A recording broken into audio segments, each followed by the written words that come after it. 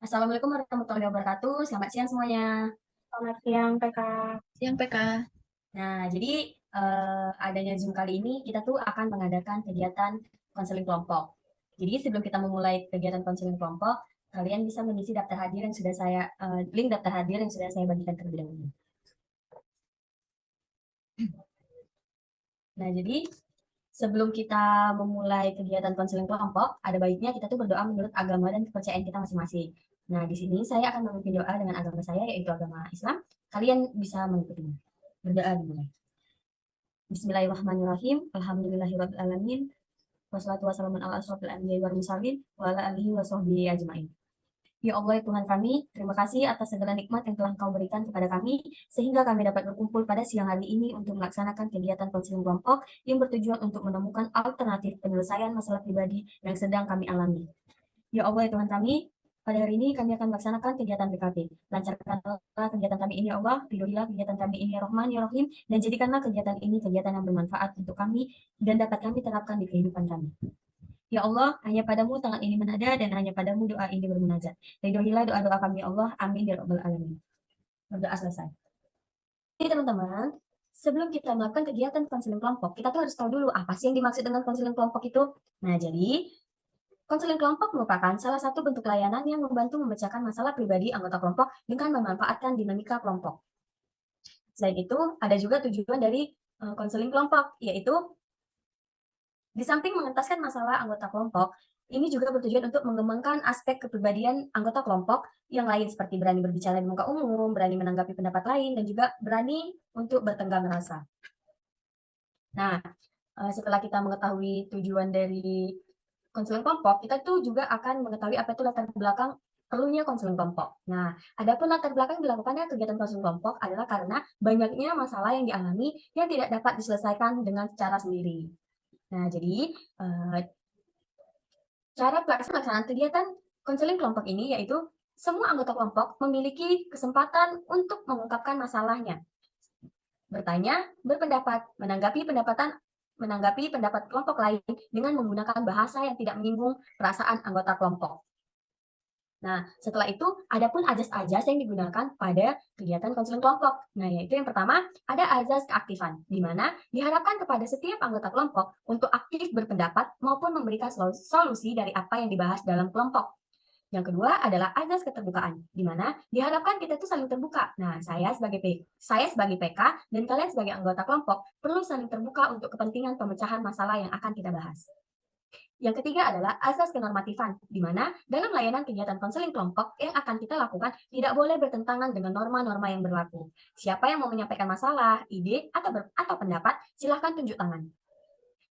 Yang keempat adalah asas kerahasiaan, di mana segala sesuatu yang dibahas atau yang dibicarakan dalam kegiatan konseling kelompok ini hanya saya sebagai PK dan kalian sebagai anggota kelompok yang tahu.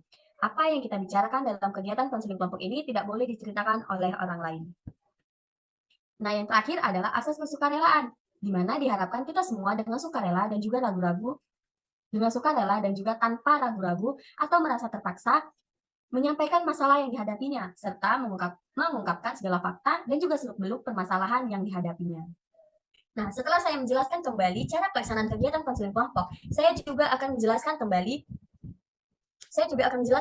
asas-asas yang digunakan pada konseling kelompok. Nah, yang pertama adalah asas keaktifan, di mana diharapkan kepada setiap anggota kelompok untuk aktif berpendapat maupun memberikan solusi dari apa yang dibahas dalam kelompok. Yang kedua adalah asas keterbukaan, di mana diharapkan kepada setiap anggota kelompok untuk saling terbuka. Saya sebagai PK dan kalian sebagai anggota kelompok perlu saling terbuka untuk kepentingan pemecahan masalah yang akan kita bahas.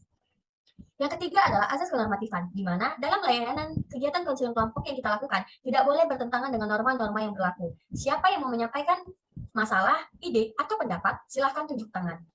Nah, yang keempat adalah asas kerahasiaan, di mana segala sesuatu yang akan dibahas pada kegiatan konseling kelompok hanya saya sebagai PK dan kalian sebagai anggota kelompok yang tahu apa yang kita bicarakan dalam kegiatan konseling kelompok ini. Pihak luar tidak boleh tahu dan kalian tidak boleh menceritakan masalah ini kepada pihak lain. Yang terakhir adalah asas kesukarelaan, di mana diharapkan kita semua dengan sukarela dan juga tanpa ragu-ragu atau merasa terpaksa untuk untuk menyampaikan masalah yang dihadapi serta mengungkapkan segala fakta dan seluk-beluk permasalahan yang dihadapi.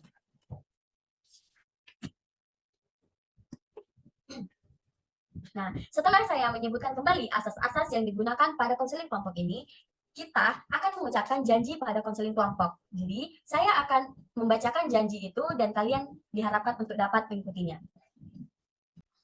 Pada kegiatan konseling kelompok, nah saya kali ini akan menjelaskan kembali cara pelaksanaan kegiatan konseling kelompok. Nah, jadi cara pelaksanaan kegiatan konseling kelompok itu semua anggota kelompok memiliki kesempatan untuk mengungkapkan masalahnya, bertanya, berpendapat, menanggapi pendapat anggota kelompok lain dengan menggunakan bahasa yang tidak menyinggung perasaan anggota kelompok.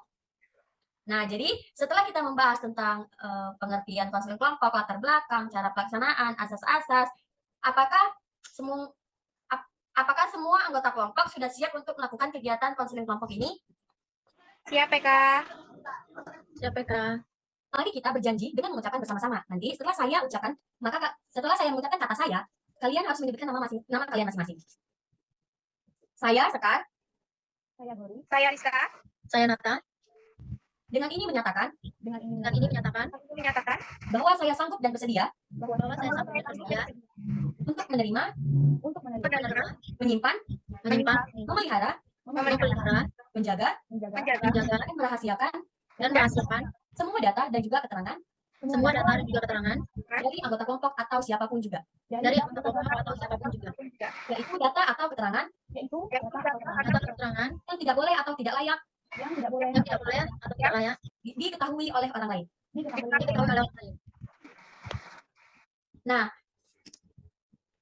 Nah, setelah kita mengucapkan janji, saya sebagai PK dan kalian sebagai anggota kelompok untuk melaksanakan kegiatan konseling kelompok ini, maka kita akan masuk kepada tahap pembahasan.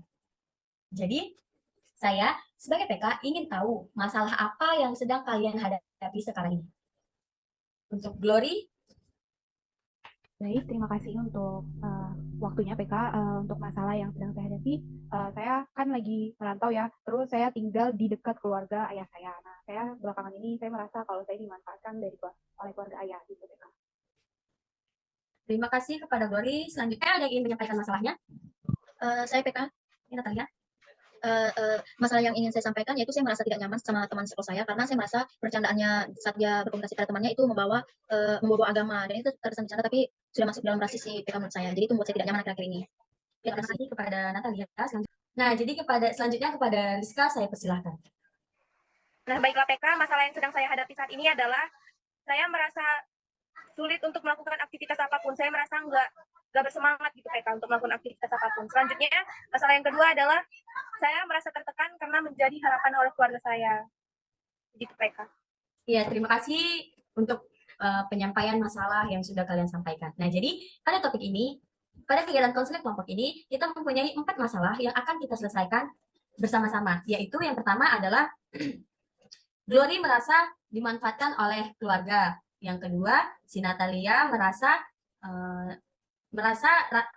didiskriminasi atau rasis antar teman sekamar kosnya.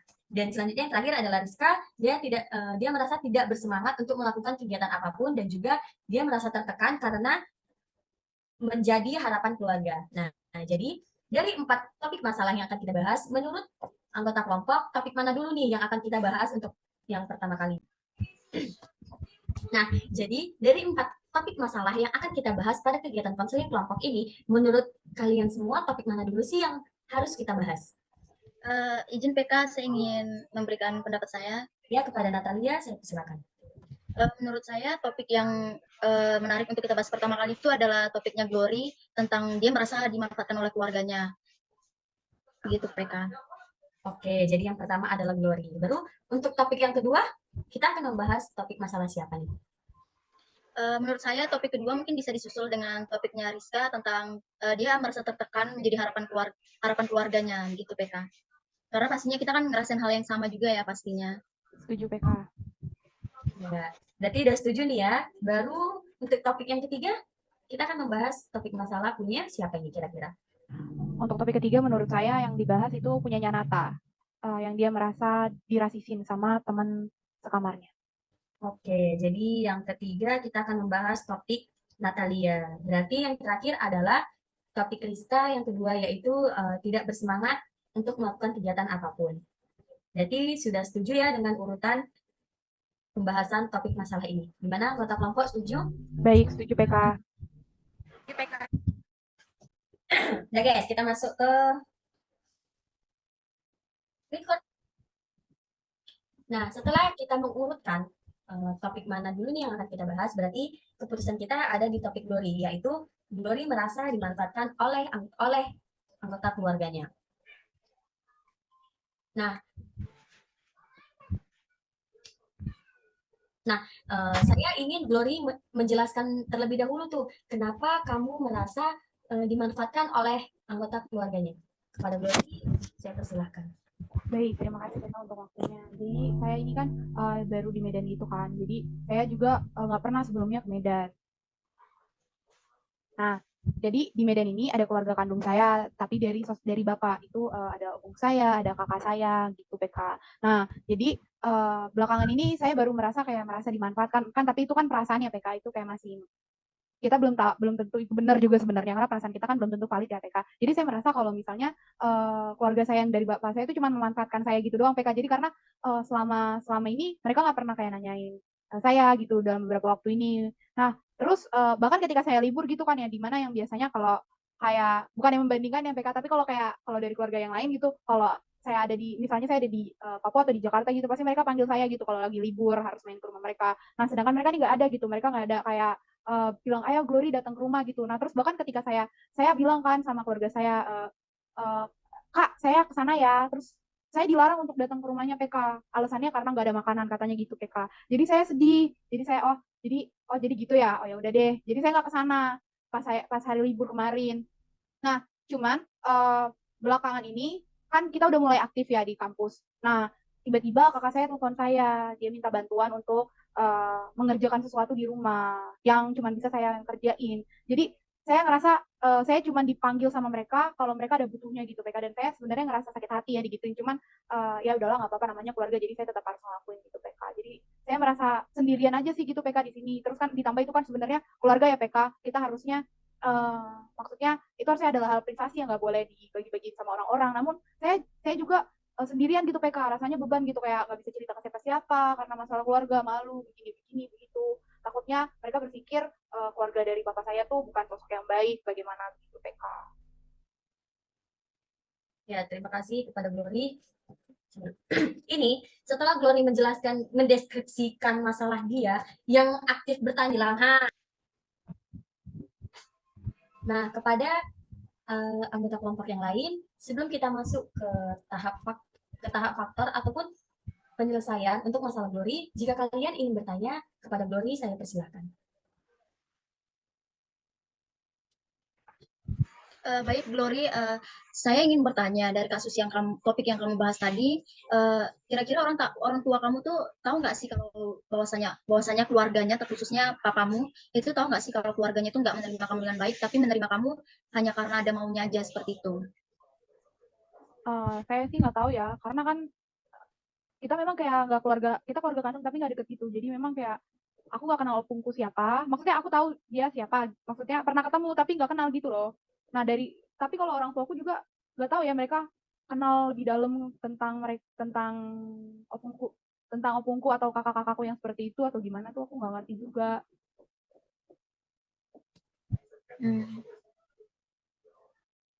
Ya, selanjutnya Rizka. Izin bertanya Glory, tadi kan dibilang nggak terlalu dekat, berarti dari awal atau dulu-dulunya itu nggak pernah ketemu atau jarang gitu ya? Berarti baru dekatnya karena kamu ke Medan gitu. Ya, jadi kan dari kecil kan aku memang udah beda tempat ya sama opungku yang di sini. Nah, jadi ya bisa dibilang kurang deket lah kayak gitu. Kalau ketemu pernah, cuman tapi saya baru bertemu opung saya itu 1 kali aja, memang 1 kali itu. Saat kamu merasa dimanfaatkan itu, kamu speak up atau hanya diam dan mengiyakan untuk mengerjakan itu, Bro?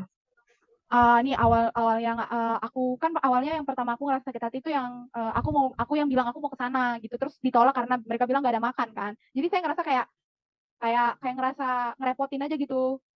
Padahal kayak selama ini kayak nggak pernah gitu aku minta apapun itu. Bahkan kayak kalau ke sana aku nggak pernah dikasih uang jajan, kasih ongkos gitu. Aku biaya aku sendiri gitu. Memang kalau makan ya wajar sih kalau menurutku makan, karena nggak mungkin karena aku bawa beras dari sini ke sana.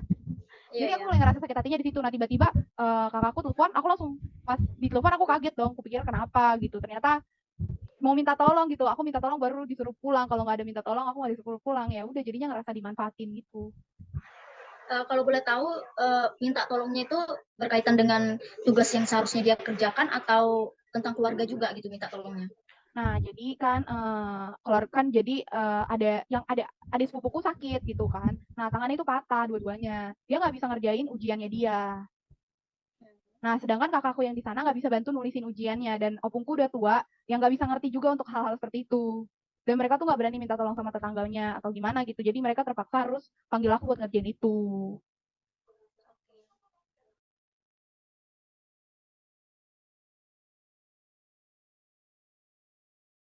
Apakah mereka gak bertanya dulu pendapat dari Glory, misalnya, maaf Kak, saya juga ada kerjaan lain atau gimana gitu, apakah ada pemaksaan misalnya, ya minta tolong misalnya yang lain gak bisa, Glory bisa nggak gitu, karena itu terkesan memaksa ya, Eh, bagaimana? Kalau aku sih ya, aku ngerasa sih mereka nggak ada kesan memaksa gitu. Cuman kayak lebih kayak berharap banget gitu sama aku. Kayak soalnya nggak ada yang bisa nih dek, tolong ya kau kesini ya dek gitu. Jadi kan berat juga kan. Terus kayak pas udah di sana mereka dia apa aku mau kayak pokoknya kayak ditahan gitu supaya nggak pulang, supaya tugasnya itu selesai dulu baru pulang gitu. Jadi kayak ngerasa itulah. Oke, makasih Glory, sudah cukup menurut saya. Ya, terima kasih Glory, sudah cukup juga menurut saya.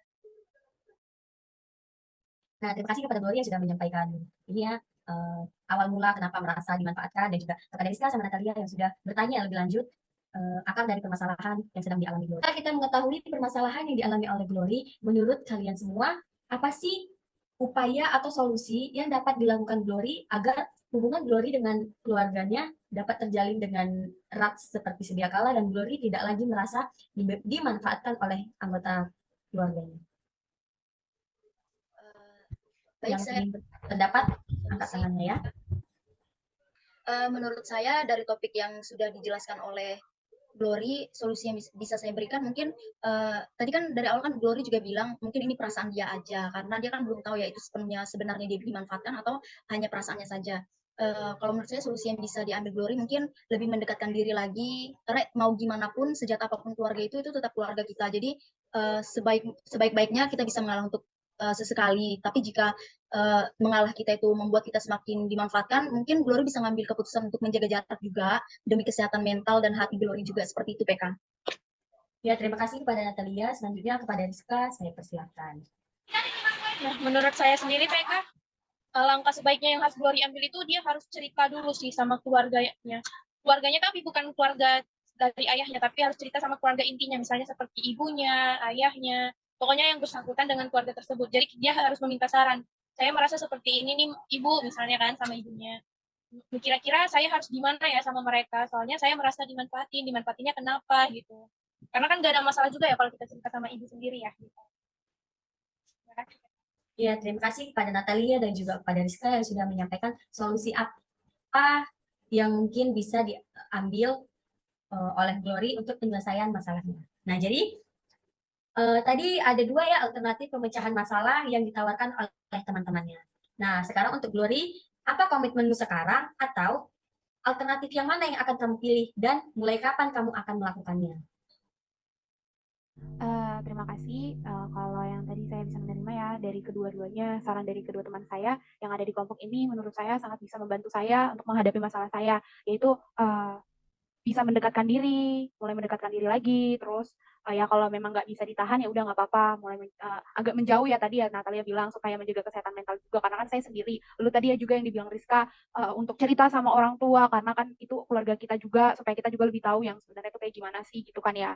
Kalau komitmen saya sih itu mau melakukan apa yang tadi teman-teman udah saranin, karena itu juga bagus juga buat saya gitu PK. Iya, terima kasih kepada Glory. Berarti Glory mengambil dua alternatif yang sudah disampaikan oleh Natalia dan juga Rizka. Nah, kira-kira mulai kapan nih Glory akan melakukan alternatif yang sudah Glory pilih? Nah, kalau misalnya untuk cerita sama orang tua kayaknya secepatnya ya, mungkin hari ini atau besok. Nah, Terus kalau untuk alternatif yang dikasih Natalia, saya akan mencobanya mulai dari sekarang gitu ya, mendekatkan diri, mungkin lebih banyak nanya gimana kabar, lebih duluan aja gitu. Dan kalau memang seperti yang tadi Natalia bilang, kalau memang mereka nggak ada feedback, kayak aku nanya tapi nggak dijawab lagi atau gimana-gimana, ya udah berarti udah nggak apa-apa, biarin aja sampai di situ supaya aku juga menjaga diriku dari hal-hal yang memberatkan diriku sendiri gitu, PK. Nah, terima kasih kepada Glory yang sudah menyampaikan komitmennya. Selanjutnya kita akan masuk ke topik yang kedua. Oke, baik. Untuk topik selanjutnya kita akan membahas masalah teman kita Rizka. Jadi teman kita ini sedang merasa memiliki beban karena menjadi harapan yang besar bagi orang tuanya. Nah, untuk Rizka boleh menceritakan bagaimana sih cerita kamu? Jadi saya itu merasa tertekan karena menurut saya tugas yang saya emban itu sangat berat gitu. Apalagi saya itu mencoba menekatkan diri dengan kuliah sambil kerja. Kadang saya tuh berpikir kalau ini tuh sebenarnya nggak sanggup gitu. Ini tuh terlalu berat untuk saya. Untuk kuliah sambil kerja, untuk memenuhi harapan keluarga saya. Seperti mereka yang berharap saya bisa kuliah atau bisa juga kerja dengan baik. Padahal sebenarnya proses yang saya lalui itu nggak selancar itu. Tapi saya juga nggak bisa nyerah karena ya memang saya cuma harapan satu-satunya gitu. Karena orang tua saya juga cuma punya 2 anak dan saya anak terakhir. Jadi saya harapan terakhir oleh keluarga saya. Begitu saja yang bisa saya sampaikan. Terima kasih. Baik, terima kasih Rizka untuk keberaniannya menyampaikan apa yang Rizka rasakan selama ini. Nah, terima kasih ya buat Rizka udah berani menyampaikan beban di dalam hati Rizka pada kami. Nah, untuk teman-teman yang mau nanya sama Rizka, boleh dipersilakan. Baik, saya izin bertanya PK kepada Rizka. Rizka, kira-kira menurut kamu harapan seperti apa sih yang membuat kamu tertekan? Gitu. Memang orang tua kamu tuh pernah ngomong apa sih makanya kamu merasa tertekan dan merasa bahwa kamu satu-satunya harapan mungkin untuk menjadi contoh ya karena kamu anak pertama juga. Karena orang tua saya tuh mungkin merasa bangga ya sama saya. Jadi mereka tuh suka membicarakan saya dengan teman-teman yang saya merasa bagus. Ini anakku begini loh, dia udah bisa sambil kerja, udah bisa kuliah juga lancar, nilainya juga bagus. Jadi tuh saya merasa saya tidak seperti itu gitu. Saya merasa saya tidak sebaik itu. Jadi saya berusaha untuk menggapai harapan-harapan orang tua saya walaupun sebenarnya saya tidak bisa gitu. Itu sih yang saya rasakan. Kepada Rizka, saya ingin bertanya. Nah, apakah setiap waktu kamu merasa tertekan atau hanya di waktu-waktu tertentu saja? Gitu. Enggak sih, hanya waktu-waktu tertentu saja. Karena saya juga sebenarnya enjoy, saya sebenarnya suka dengan kerja saya suka dengan kuliah saya. Menurut saya memang cocok untuk jurusan ini. Cuman terkadang, seperti yang kita tahu, teman-teman semua tahu, tugas kuliah kita tuh banyak banget kan. Dan saya jadi merasa kurang bisa mengatur itu semua di waktu yang bersamaan. Jadi saya merasa tertekan, gimana sih cara saya untuk bisa mengatur itu? Gimana supaya cara saya nggak stres? Gimana cara saya supaya bisa memenuhi harapan keluarga saya yang sangat besar itu? Gitu. Jadi saya merasa terbebani dalam diri saya. Baik, Rizka, apakah kamu merasa rasa tertekan itu karena orang tuamu menceritakan ekspektasi mereka terhadap kamu kepada orang-orang terdekatnya atau lebih ke arah mana nih tertekannya gitu? Itu bisa jadi salah satu faktornya sih. Dan juga faktor keduanya itu karena apa ya? Karena saya merasa orang tua saya tuh mempunyai harapan besar ke saya karena abang saya tuh saudara saya tuh belum ada yang pernah berkuliah, jadi mereka juga mempunyai harapan besar kalau saya tuh harus lulus dengan baik, tepat waktu, harus bisa mendapatkan pekerjaan yang lebih layak seperti itu. Jadi tuh saya tuh kayak overthinking dan juga terlalu memikirkan harapan-harapan keluarga saya untuk saya ke depannya. Jadi itu yang membuat saya merasa terbebani sih. Baik, terima kasih Rizka. Ya, saya ingin bertanya kepada Rizka, pada saat kamu merasakan rasa tertekan ataupun pada saat kamu merasa overthinking atau kamu jadi memikirkan semuanya, kamu ada nggak ngelakuin hal-hal yang mungkin bisa ngerugiin diri kamu sendiri atau bahkan ngerugiin orang lain? Entah dengan ketika kamu merasa tertekan itu kamu jadi berbicara kasar kepada orang tua atau gimana? Jujur, saya kalau merasa tertekan lebih ke menyendiri sih. Paling mengeluh sih, saya sering mengeluh gitu. Aduh berat banget, tapi saya tetap menjalankan tugas dan tanggung jawab saya karena saya merasa juga saya perlu melakukan itu. Saya merasa itu tanggung jawab saya sebagai anaknya gitu. Jadi walaupun saya merasa lelah, walaupun saya merasa tertekan, tapi tetap saya jalanin dengan sungguh-sungguh, dengan semampu saya gitu. Seperti itu mereka. Baik, dari saya sudah cukup mengerti. Teman-teman masih ada lagi yang mau memberikan pertanyaan buat Rizka? Dari saya cukup ya kan? Saya tidak ada. Oke, baik. Nah, selanjutnya teman-teman ada nggak yang mau kasih yang punya saran atau solusi dari masalah yang sedang dihadapi oleh Rizka? Baik, saya akan menyampaikan solusi yang menurut saya mati lampu ya.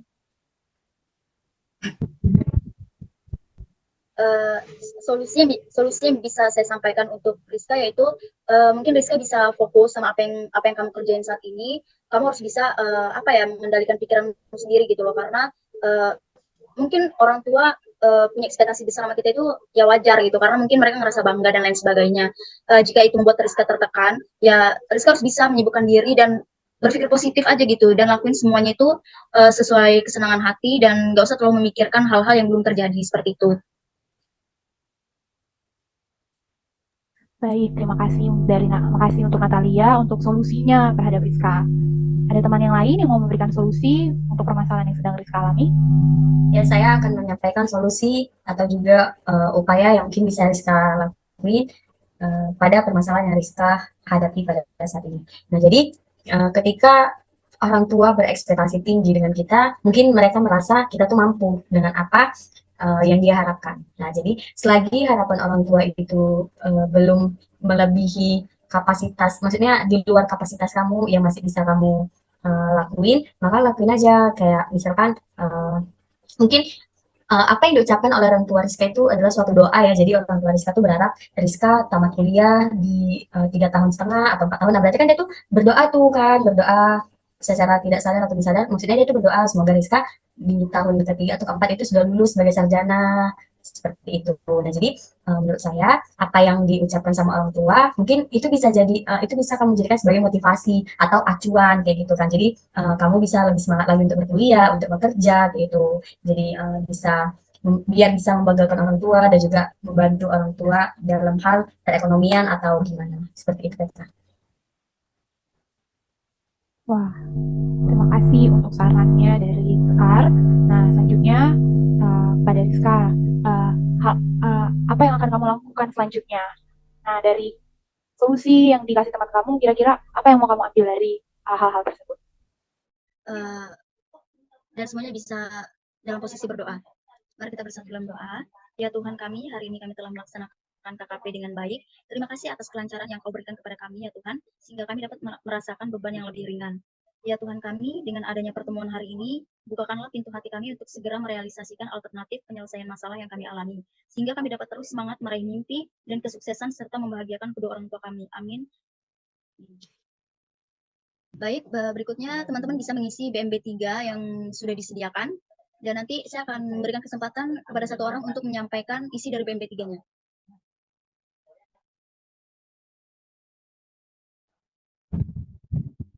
Baik, setelah mengisi BMB 3, adakah teman yang ingin menyampaikan isi dari BMB 3-nya? Baik, kepada Rizka saya persilakan. Nah, baik, terima kasih PK.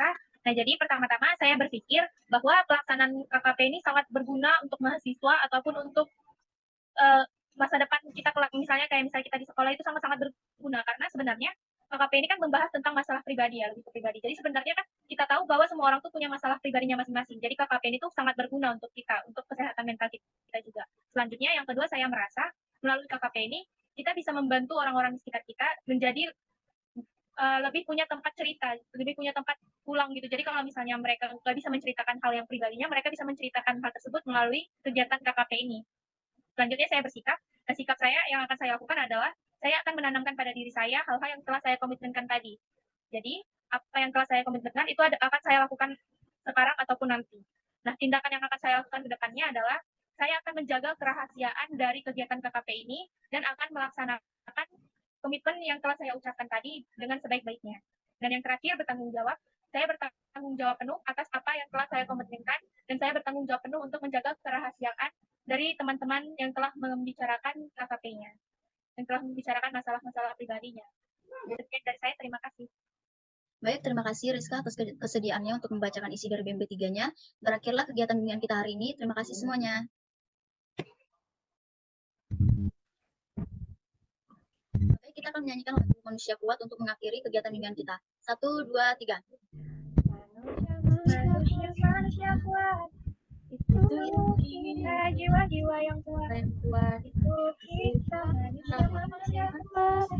Itu kita jiwa-jiwa yang kuat. Itu kita. Udah kan? Masih ke mute, Blor. Bilang terima kasih, bye-bye semuanya. Udah. Nah, baik, sebelumnya saya mengucapkan terima kasih kepada Natalia dan Sekar atas solusi yang kalian berikan. Menurut saya solusi dari kalian itu sangat-sangat bagus. Seperti yang Sekar bilang tadi, saya akan menjadikan hal tersebut itu sebagai motivasi untuk saya sendiri. Jadi jika orang tua saya ingin saya seperti itu, saya akan menjadikannya motivasi. Wah, berarti saya harus melakukannya itu dengan sungguh-sungguh, harus secara tenaga. Tetapi saya juga harus memikirkan diri saya sendiri. Saya juga harus mempunyai batas dalam diri saya sendiri. Apa yang bisa saya lakukan, apa yang sudah di luar kendali saya. Selanjutnya saya juga akan menekankan kembali tujuan dari hidup saya itu apa, tujuan saya berkuliah apa, tujuan saya bekerja apa. Dan jadi dari tujuan itu saya mengerti apa yang harus saya lakukan, apa aja yang harus saya gapai ke depannya, apa yang saya akan lakukan nanti gitu. Jadi walaupun menurut saya sekarang saya tekan, tapi saya juga masih punya pegangan yaitu tujuan hidup saya agar ke depannya itu saya bisa terus memperjuangkan hal tersebut. Nah, terima kasih untuk penyampaian komitmennya dan Rizka udah bisa menerima solusi-solusi dari teman-teman Rizka nih. Nah, selanjutnya kira-kira Rizka mau memulainya dari kapan melaksanakan komitmen yang Rizka tadi ambil? Karena ini bersifat pribadi ya, jadi saya mungkin akan memulainya dari sekarang. Jadi mulai sekarang saya akan menanamkan di dalam diri saya bentuk motivasi seperti apa yang akan saya ambil gitu.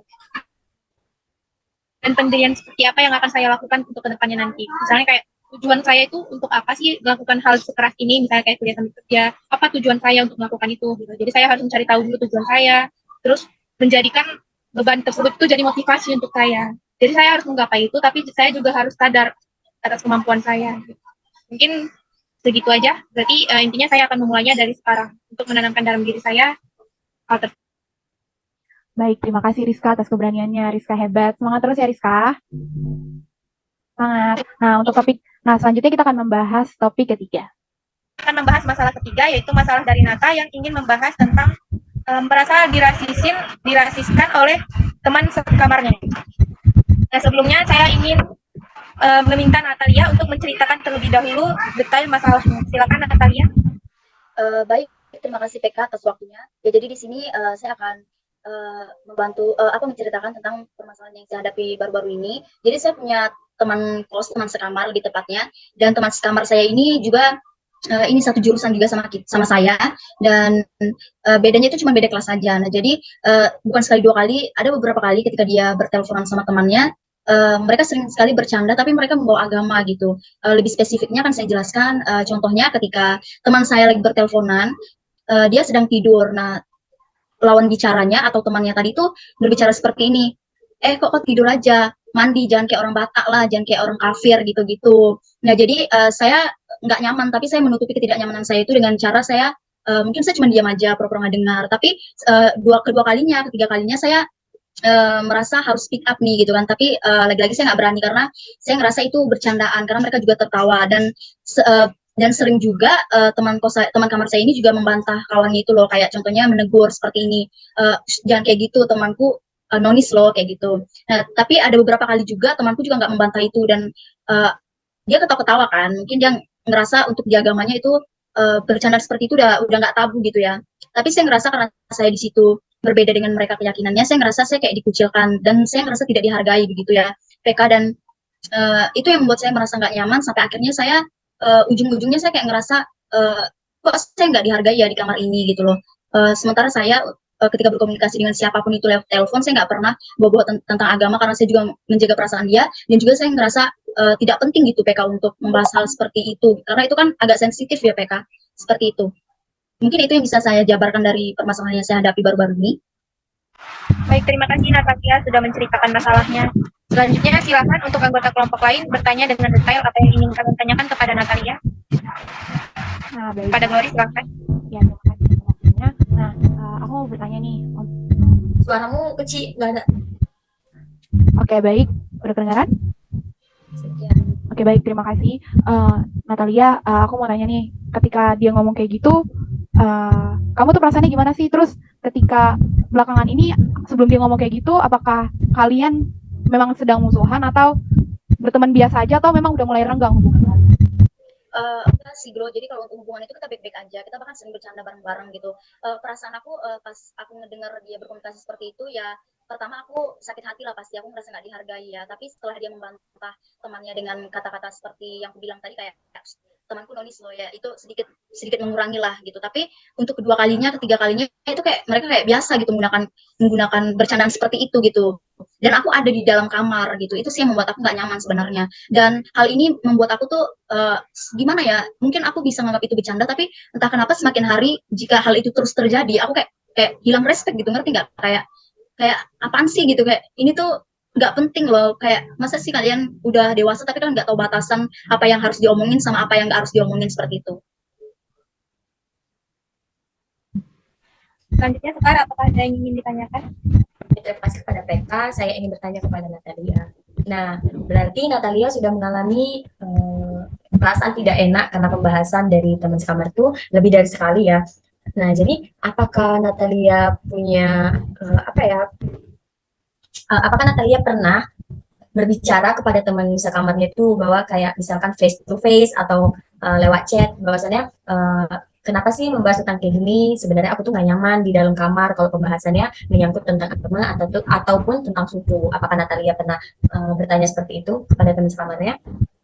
Untuk bertanya atau deep talk seperti itu tidak pernah ya, karena saya merasa dia bercanda mungkin, dan saya sangat memaklumi mungkin itu gimana ya, mungkin selera humor dan bercanda mereka memang seperti itu ya. Dan saya juga salah satu orang yang tipe kalau misalnya orang salah ya saya sangat sulit gitu untuk menegur. Mungkin itu juga salah satu sifat buruk saya ya, karena saya membiarkan orang terus berbuat buruk meskipun itu di depan mata saya sendiri dan meskipun itu juga merugikan saya. Tapi seringkali ketika dia bercanda seperti itu saya juga speak up sih, cuman saya juga speak upnya itu mau bercanda karena teman saya juga bercanda kan, kayak ya gimana sih kata-kata umpatan gitu, kayak bercanda juga. Tapi entah kenapa meskipun saya memberikan ungkapan seperti itu juga ya besoknya seperti itu terus gitu akan terjadi gitu loh, nggak sekali dua kali gitu, jadi kayak udah kebiasaan aja. Baik, terima kasih Natalia. Apakah ada lagi yang ingin kalian tanyakan? Silakan Sekar. Ya, terima kasih pada PK. Jadi saya ingin bertanya lagi nih kepada Natalia. Natalia kan berada di kos-kosan. Apakah di sekitaran kos-kosan itu Natalia di kosan itu campur maksudnya kayak nonis dengan muslim campur atau gimana? Kebetulan dalam kos kami itu semuanya itu rata-rata orang Batak ya, bukan rata-rata lagi, emang semuanya orang Batak. Jadi teman sekamarku ini dia Islam sendiri gitu, semuanya beragama nonis begitu. Baiklah, apakah ada lagi yang ingin bertanya? Dan kalau sudah cukup, kalian kan sudah mengetahui ini apa akar masalah dari Natalia, detailnya seperti apa, dan Natalia juga sudah bercerita. Nah, menurut kalian, apakah kalian mempunyai solusi yang baik untuk Natalia? Gimana caranya dia membicarakan, bagaimana caranya agar dia tuh lebih baik lagi gitu dengan teman sekasnya? Silakan jika ada yang ingin memberikan solusi. Baik. Pada Glory. Oke. Kan kalau menurut saya juga pasti kalau jadi Nata, saya juga pasti merasa nggak nyaman ya, karena bagi saya itu juga penghinaan. Dan itu kita udah belajar tentang rasisme.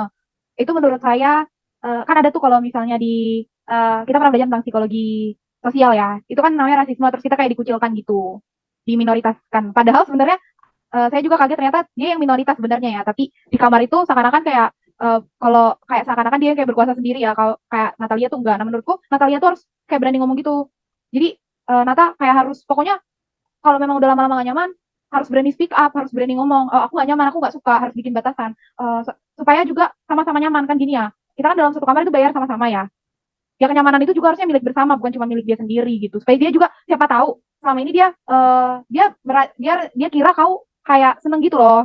Jangan sampai dia pikir kalau misalnya bercandaan itu, kau suka dibercandain kayak gitu. Karena kau gak pernah ngomong, jadi dia pikir, oh Natalia gak apa-apa kau dibercandain kayak gitu. Tapi menurutku, kau harus ngomong gitu. Biar kenyamanan bareng-bareng juga. Terima kasih PK. Terima kasih Glory. Selanjutnya Sekar.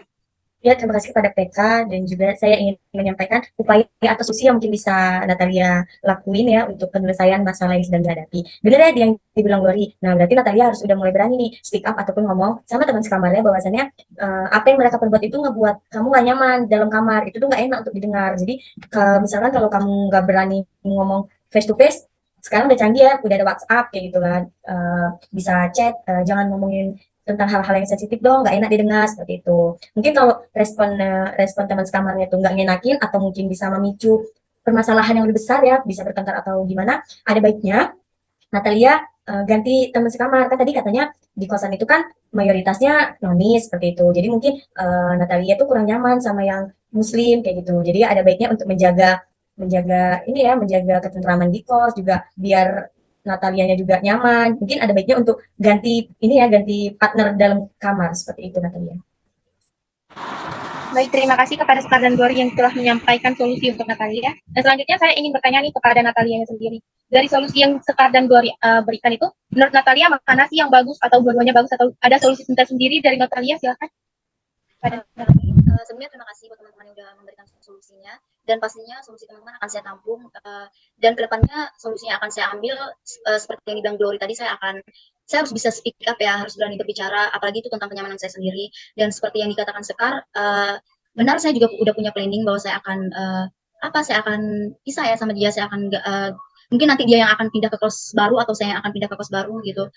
Sejauh ini seperti itu sih mungkin solusinya akan saya ambil. Baik, terima kasih ya Natalia yang telah menyampaikan solusi yang ingin diambilnya. Nah, selanjutnya kita akan lanjut kepada topik yang keempat. Nah, selanjutnya saya ingin bertanya lagi. Kira-kira mulai kapan Natalia akan melaksanakan solusi yang telah Natalia ambil tersebut? Kepada Natalia. Baik, solusi ini akan saya terapkan mungkin ketika saya sudah balik ke kos ya, karena kan saya masih di kampung, masih di rumah nenek saya, jadi nanti ketika saya balik kos mungkin saya akan membicarakannya ke depannya gimana, kita akan sekos bareng lagi atau gimana mungkin, tapi kalau untuk saya sendiri saya akan memilih pisah sih, begitu. Baik, terima kasih Natalia. Nah, selanjutnya kita akan lanjut kepada topik yang keempat. Baik, sebelum kita masuk kepada topiknya Sekar, yaitu merasa tidak bersemangat melakukan apapun, ada baiknya kita melakukan kelihatannya kayaknya kita udah mulai ini ya, boring sama kegiatan ini gitu. Baik, di sini saya mempunyai game, jadi saya akan menyebutkan 3 clue dari benda yang dideskripsikan. Contohnya, nanti saya akan mendeskripsikan seperti ini. Yang pertama benda mati, yang kedua biasanya dimasukkan pakaian-pakaian atau sepatu atau barang-barang, yang ketiga ada di rumah. Nah, jadi teman-teman bisa menjawab itu adalah lemari. Apa sih mengerti? Mengerti PK. Baik, kita mulai ya. Clue pertama dia adalah buah.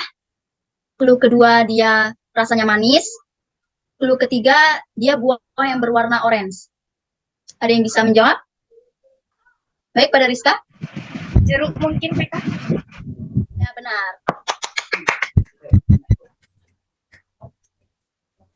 Lanjut, yang kedua.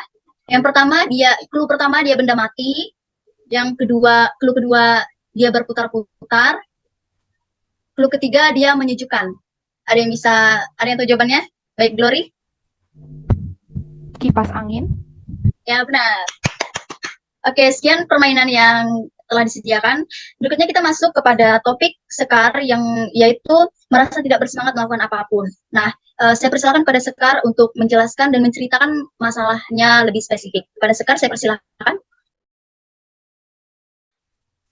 Terima kasih kepada PK. Jadi saya akan menceritakan lebih detail sebenarnya permasalahan apa yang sedang saya alami. Nah, jadi belakangan ini tuh saya ngerasa saya tidak bersemangat untuk melakukan apapun. Jadi saya saya tidak melakukan kegiatan apapun, tapi saya merasa capek, kayak gitu. Menurut saya yang seperti ini tuh jauh dari saya yang seperti dulu, seperti itu. Jadi saya suka menunda-nunda pekerjaan, saya tidak ingin melakukan apapun, kayak gitu. Jadi kayak benar-benar saya tuh hanya saya nggak mau ngelakuin apapun kayak gitu, jadi kayak flat gitu aja. Jadi belakangan ini kayak saya ngerasa kenapa ya saya seperti ini kayak gitu, kenapa ya saya tidak punya semangat untuk melakukan apapun kayak gitu dan aspeknya. Baik, terima kasih kepada Sekar untuk keberaniannya ya untuk menceritakan masalah pribadinya. Nah, untuk teman-teman mungkin ada yang ingin bertanya untuk mencari tahu gitu lebih spesifik apa sih sebenarnya permasalahan yang dirasain si Sekar ini gitu. Baik, kepada Rizka dipersilakan untuk bertanya. Tadi kan Sekar bilang masalah kegiatan apapun ya. Jadi itu kegiatannya seperti apa? Atau kira-kira seperti belajar atau mungkin untuk pergi keluar jalan-jalan atau sama teman atau apapun itu juga merupakan hal yang membuat Sekar gak mau gitu, malas gitu ngapa-ngapain. Ya, terima kasih pada Rizka, saya izin menanggapi. Jadi saya tuh bener-bener ngerasa nggak mau ngelakuin apapun kayak gitu. Jadi kayak misalkan ada tugas tuh kan kewajiban tuh untuk kita nyelesain. Saya tuh bener-bener harus harus ekstra mengumpulkan niat yang bener-bener yang benar-benar mengharuskan saya mengerjakan tugas itu. Jadi terkadang tugas yang saya kerjakan mungkin hasilnya tidak maksimal dan juga waktu pengerjaannya itu ya. Jadi kayak saya suka menunda-nunda terus seperti itu. Kalau untuk kegiatan keluar atau gimana, enggak sih menurut saya. Kayak misalkan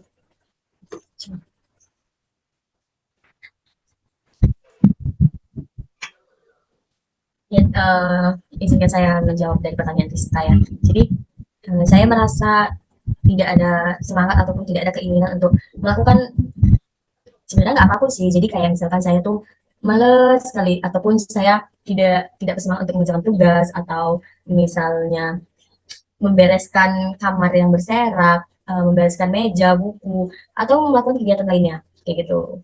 Jadi kayak saya melakukan kegiatan itu harus benar-benar ini ya terpaksa jadinya kesannya saya melakukan kegiatan itu seperti itu. Izin bertanya untuk Sekar. Pertanyaan? Ya saya. Nah, Sekar belakangan ini Sekar kayak ngerasa apa gitu, stres atau ada hal yang Sekar simpan dalam hatinya Sekar gitu. Karena aku pernah baca kalau misalnya timbulnya kayak kemalasan, terus kayak mood, rasanya nggak mau ngapa-ngapain, itu juga ada bisa jadi tanda-tanda stres gitu. Jadi apakah Sekar kayak punya merasa beban gitu dalam hati atau apa mungkin?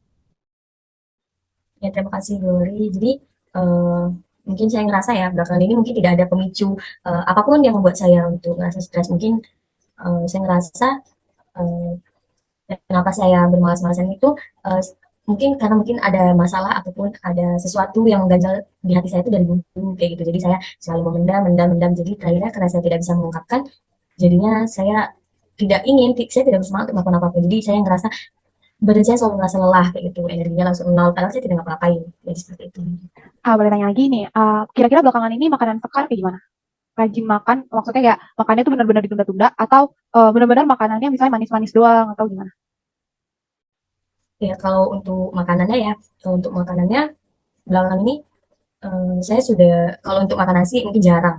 Jadi kayak saya makan tuh kalau benar-benar perut itu udah benar-benar ngerasa perih kayak gitu. Oh berarti saya harus makan. Tapi sebelum itu kalau untuk makan saya ngerasa tidak nafsu seperti itu. Saya itu lagi sih mau tanya. Makasih Sekar. Baik, apakah dari Rizka ada tambahan pertanyaan atau? Baik, saya ingin bertanya kepada Sekar. Tadi kan kata Sekar dulu saya tidak seperti itu. Nah, kira-kira mulai sejak kapan Sekar seperti itu? Dimulai sejak kuliah kah atau gimana? Ya terima kasih untuk pertanyaan Rizka ya. Jadi saya ngerasa saya seperti ini tuh mungkin udah sebulan belakangan. Jadi kayak saya benar-benar ngerasa kok saya seperti ini ya kayak gitu. Jadi saya bingung juga saya ini sebenarnya kenapa kayak gitu. Kenapa saya tidak mau melakukan apapun, saya tidak ada semangat untuk mengerjakan sesuatu kayak gitu. Baik, terima kasih. Baik, apakah ada pertanyaan lagi dari Gloria atau Rizka? Oke, baik. Terima kasih untuk teman-teman yang sudah mengajukan pertanyaan dan jawaban yang diberikan oleh Sekar. Nah, setelah mendengar kulikan dari permasalahan yang dihadapi Sekar, nah kira-kira solusi apa sih yang bisa Rizka dan Glory berikan untuk sebagai solusi yang akan Sekar mungkin pakai ke depannya? Baik, kepada Rizka dipersilakan. Nah, menurut saya tuh hal yang paling pertama Sekar lakukan itu harus bisa menemukan jati diri. Kayak dia tuh arahnya mau kemana, tujuan hidupnya itu apa, kenapa dia harus melakukan ini dan manfaatnya itu untuk apa. Jadi dia harus menemukan apa yang diinginin sama dirinya sendiri. Dia harus kembali bertanya, aku tuh kedepannya itu mau jadi apa. Gitu. Lalu kemudian yang harus Sekar lakukan itu adalah fokus pada satu tujuan. Jadi ketika Sekar udah menemukan tujuan hidupnya, dia harus fokus, oh aku harus seperti ini. Berarti tanggung jawab yang harus aku lakukan adalah seperti ini. Langkah seperti apa yang harus aku lakukan, misalnya seperti membuat jadwal teratur gitu. Jadi jam segini aku akan melakukan ini, hari ini aku mau ngapain aja, dan itu benar-benar harus jadi challenge untuk dirinya sendiri. Jadi dia harus mengubah mindsetnya. Kalau misalnya, kalau dia gitu-gitu aja, kalau dia nggak ngapa-ngapain aja, itu nggak baik. Itu bisa bermasalah untuk dia dan untuk orang-orang sekitarnya. Jadi yang pertama dia harus mengubah mindset, dan yang kedua dia harus mengatur jadwalnya sendiri. Itu saran dari saya. Oke, baik. Terima kasih Rizka atas solusinya. Berikutnya Glory, saya persilahkan. Baik, terima kasih. Kalau menurut saya, ada yang pernah bilang 3 kunci hidup bahagia itu makan makanan sehat, olahraga, sama bersyukur. Kalau nggak salah sih itu ya. Nah, kalau menurut saya Sekar, jadi saya juga pernah ngalamin hal kayak gitu ya. Nah, yang saya lakuin itu saya pertama mulai dari hal kecil, kayak pertama mulai dari bangun pagi. Karena orang bilang kayak kuncinya itu 20 menit sebelum bangun, 20 menit sebelum kita 20 menit sesudah kita bangun itu adalah kunci kehidupan kita. Misalnya kayak 20 menit pertama kita bangun, kita main HP, ya pasti belakang-belakangnya itu ujung-ujungnya kita kan lebih sering pegang HP kita gitu. Tapi kalau misalnya kayak ada 20 menit yang ketika kita bangun, kita gunakan misalnya kayak Sekar sebagai seorang muslim, langsung sholat, atau selesai sholat bukan langsung pegang HP juga, tapi selesai sholat mungkin bisa menulis, atau mungkin langsung nyiapin makanan, atau nyapu sedikit. Jadi usahain untuk bangun tidur pertama itu langsung produktif gitu. Nah, pasti untuk selanjutnya itu produktif, dan aku udah pernah rutin itu sendiri, terus makanan yang sehat, teratur, terus kalau bisa sih olahraga. Karena ketika kita olahraga itu kan tadi juga Sekar bilang ya, banyak hal yang Sekar kayak timbun-timbun dalam hati gitu kan ya, kayak dipendem-pendem. Nah itu juga itu ketika kita berolahraga, hormon stres kita itu berkurang melalui keringat yang kita keluarkan. Jadi gitu Sekar, itu sih solusinya. Semangat ya Sekar. Oke, baik, terima kasih kepada Glory dan juga Sekar atas solusinya untuk Sekar. Berikutnya, kira-kira Sekar gimana nih, solusi apa yang akan kamu ambil dan komitmen apa kira-kira yang akan kamu lakukan ke depannya setelah kamu mendengarkan solusi dari teman-temanmu? Ya, terima kasih kepada Glory dan juga Rizka yang sudah memberikan saya sejumlah solusi ya untuk permasalahan yang sedang saya alami. Nah, saya berkomitmen kepada diri saya sendiri dari dua alternatif yang sudah disampaikan oleh Glory dan juga Rizka. Saya akan mengambil kedua-duanya ya. Jadi kayak yang dibilang Rizka, saya akan mulai membuat planning. Jadi saya membuat planning tuh bangun tidur saya harus berolahraga atau saya harus produktif gitu. Jadi jika saya dari bangun tidur saja sudah produktif, mungkin selanjutnya saya bakalan lebih produktif gitu. Jadi saya juga akan mengambil alternatif yang diberikan oleh Glory, itu mungkin saya akan mulai ini ya berolahraga, makan makanan yang sehat, gitu, makan yang tepat waktu, gitu. Begitu kita. Oke, dengan solusi dan komitmen yang telah Sekar sampaikan, kira-kira kapan nih Sekar bakalan memulai untuk menerapkan komitmen dan solusi yang telah Sekar sampaikan? Ya, termasuk kepada kita. Jadi setelah saya berkomitmen kepada diri saya sendiri, saya mungkin akan melakukannya mulai saat ini ya, mulai sekarang. Jadi mulai sekarang saya akan menuliskan planning saya untuk besok, kayak gitu. Jadi besok tuh saya harus ngapain aja, di jam segini saya harus ngapain, saya harus beristirahat dengan cukup, kayak gitu, seperti itu Kak. Oke, baik, terima kasih Sekar.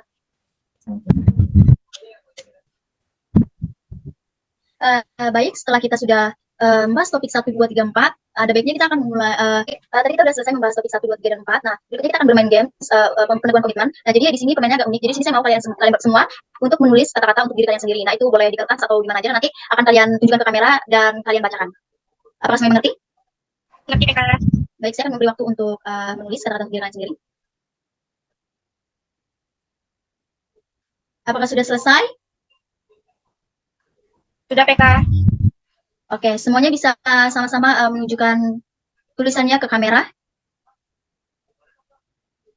Sepertinya kurang jelas ya. Oke, dimulai dari Sekar, mungkin bisa membacakan tulisan apa sih yang ditulis di kertas itu gitu. Ya, teman sepeda PK, jadi saya menuliskan kata semangat, percayalah selalu ada pelangi setelah hujan. Oke, keren. Tepuk tangan untuk Sekar. Baik, tulisan kedua mungkin Glory bisa menunjukkan membacakannya. Baik, terima kasih. Tulisan saya kamu pasti. Terima kasih PK. Kalau tulisan saya adalah kamu pasti bisa. Glory. Yang terakhir Rizka. Tulisan yang saya tulis di sini adalah semoga kuat sampai tamat. Ya, kita harus semangat ya. Oke, setelah selesai game ini, kita ternyata udah sampai ya di akhir penghujung kegiatan kita. Nah, berakhirnya kegiatan ini, apa sih pesan dan kesan yang kalian rasakan setelah mengikuti kegiatan bimbingan ini? Mungkin Sekar bisa terlebih dahulu menyampaikan kesan dan pesannya.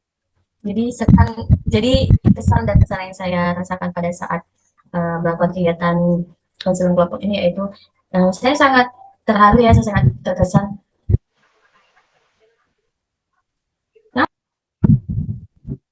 Hari ini. Nah, setelah mengikuti kegiatan ini, pencapaian apa sih yang kalian dapatkan gitu setelah mengikuti kegiatan bimbingan ini? Mungkin dari Sekar ingin menyampaikan duluan?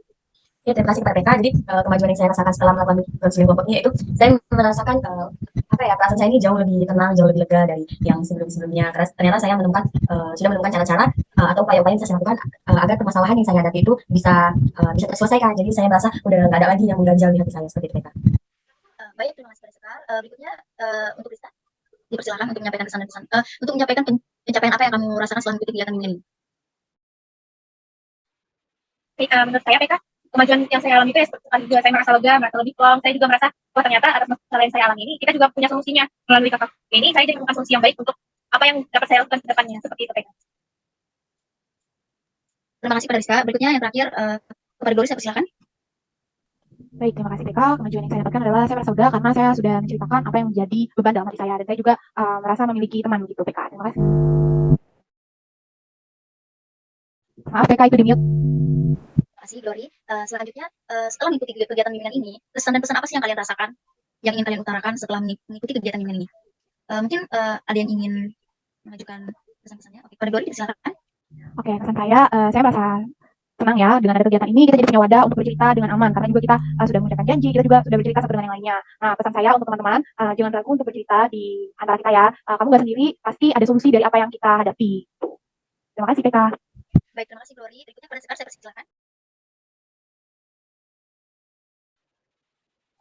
Baik, menurut saya PK, kesan yang saya dapatkan melalui PKKP ini adalah kita tuh harus terbuka dengan orang lain. Jadi kita nggak boleh memendam apa yang kita hadapi itu, jadi terasa lebih ringan. Kayak sekarang yang kelas saya rasakan itu jadi lebih plong, jadi lebih lega. Dan pesannya mungkin untuk teman-teman kalian, seperti kata Glory, jangan pernah merasa sendirian. Karena setiap masalah yang kalian hadapi pasti menemukan jalan keluarnya tersendiri.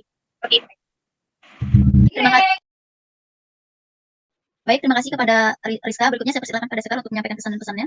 Ya, terima kasih kepada PK. Jadi kesan dan pesan yang saya rasakan pada saat mengikuti kegiatan konsul kelompok ini ya, saya merasa terharu dan juga senang. Ternyata saya nggak sendirian kayak gitu. Jadi ternyata dengan saya mengungkapkan apa yang saya rasakan kepada teman-teman, saya tuh memiliki upaya-upaya yang bisa saya lakuin kayak gitu. Jadi pesan yang ingin saya sampaikan, mungkin itu tadi ya PK, pesan yang saya ingin sampaikan yaitu jangan pernah ngerasa takut sendirian, kayak gitu. Jangan pernah ngerasa takut untuk mulai berani berbicara kepada teman kayak gitu. Mungkin kalau nggak berani rame-rame, mungkin bisa mulai dari teman paling dekat ya PK gitu, untuk bisa menyelesaikan permasalahan yang sebenarnya nggak bisa diselesaikan dengan sendiri, seperti itu PK. Baik, terima kasih kepada teman-teman sudah menyampaikan pesan dan pesannya. Berikutnya, kira-kira kapan ya kita akan melakukan kegiatan dengan ini selanjutnya? Mungkin ada yang ingin berpendapat? Pada Glory, dipersilakan. Baik, terima kasih untuk waktunya. Menurut saya kegiatan ini harus dilaksanakan lagi 3 hari ke depan, PK. Di hari Sabtu, Senin, atau hari Selasa. Di hari Selasa. Baik, mungkin untuk jamnya ada yang ingin menyampaikan. Menurut saya di hari Senin ya PK, karena Senin kita kebetulan cuma satu mata kuliah, jadi pulang cepat. Mungkin kita bisa melakukan kegiatan konseling kelompok di hari Senin di jam 10 di gedung Hanif. Seperti itu PK. Kita melakukan kegiatan bimbingan hari Senin jam 10. Apakah semuanya setuju?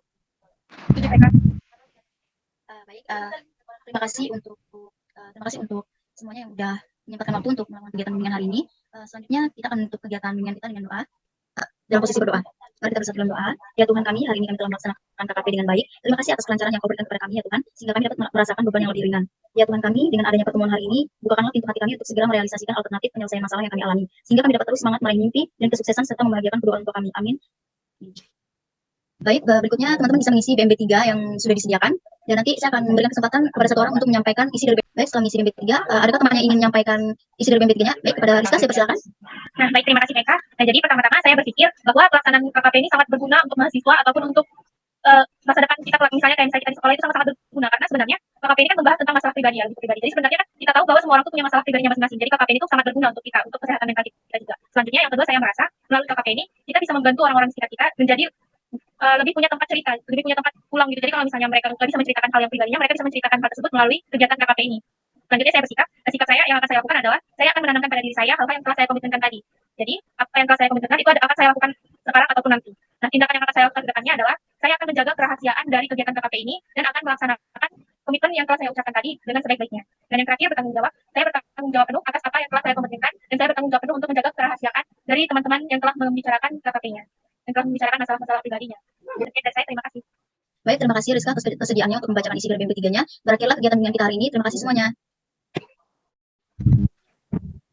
Baik, kita akan menyanyikan manusia kuat untuk mengakhiri kegiatan bimbingan kita. 1, 2, 3. Manusia kuat, itu kita jiwa-jiwa yang kuat, itu kita manusia kuat, Itu kita jiwa-jiwa yang kuat. Itu kita. Jangan. Masih kami Blor. Bilang terima kasih, bye-bye semuanya. Dah.